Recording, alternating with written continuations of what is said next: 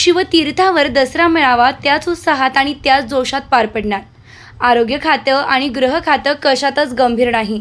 ललित पाटील संदर्भात नाना पटोले यांनी पत्रकार परिषद घेतली होती.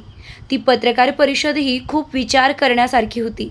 ललित पाटील याला ससूनला ॲडमिट करण्यासाठी कोणत्या आमदारांनी फोन केले होते? हे फोन दादा भुसे यांचे होते का? दादा भुसेंचे कॉल रेकॉर्ड का चेक केले जात नाही? थेटपणे गृहमंत्री यावर बोलण्याचे का टाळत आहेत? आरोग्य विभाग आणि गृह खातं यांचं प्रश्न एवढे गंभीर असताना कंत्राटदारांच्या हाती टोलचे विषय देऊन विषय भरकटवला जात आहे. दसरा मेळावा आणि शिवतीर्थ हे समीकरण वर्षानुवर्ष ठरलेलं आहे. त्यामुळे कुणी अर्ज केला नाही केला याने आम्हाला काही फार फरक पडत नाही. आमचं वारंवार म्हणणं आहे, एक नेता, एक भाषण, एक मंच आणि एक विचार. शिवतीर्थावरून ही परंपरा चालत आलेली आहे आणि याही वर्षी दसरा मेळावा शिवतीर्थावर त्याच उल्हासात, त्याच जोशात साजरा होतो. ताई, पुण्यातील ससून रुग्णालयात जो प्रकार घडला त्यावरती गृह खातं आणि आरोग्य खातं कुणीही जबाबदारी घ्यायला तयार नाही आहे.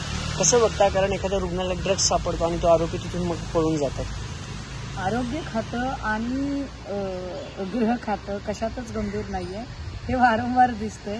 कारण आपण बघितलं असेल की 226 कोटीचं हाफकिन इन्स्टिट्यूटचं देयक बिल राहिल्याने औषध पुरवठा त्यांनी थांबवला, ज्याचा परिणाम नांदेड संभाजीनगरमध्ये मृत्यूचं तांडव दिसलं.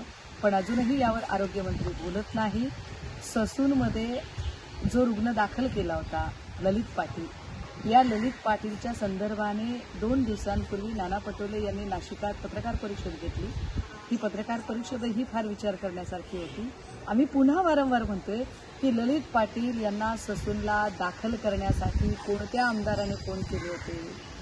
ते फोन कॉल दादा भुसेंचे होते का? दादा भुसेंचं कॉल रेकॉर्ड का चेक केलं जात नाहीये? आणि थेटपणाने गृहमंत्री यावर बोलण्याचं का टाळत आहेत?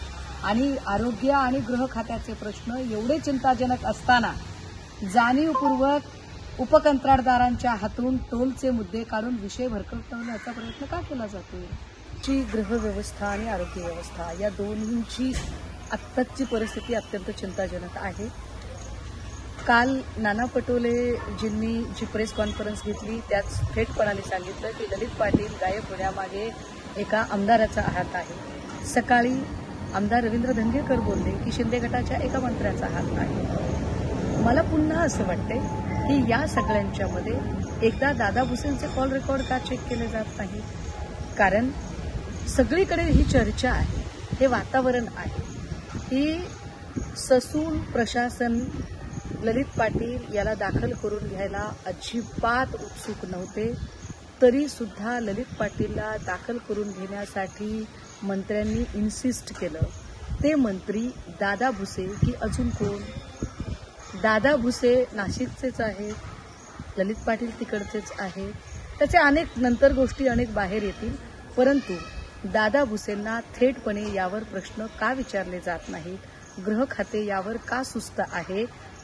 पुणे हे ठिकाण UPSC MPSCचा हब एरिया आहे.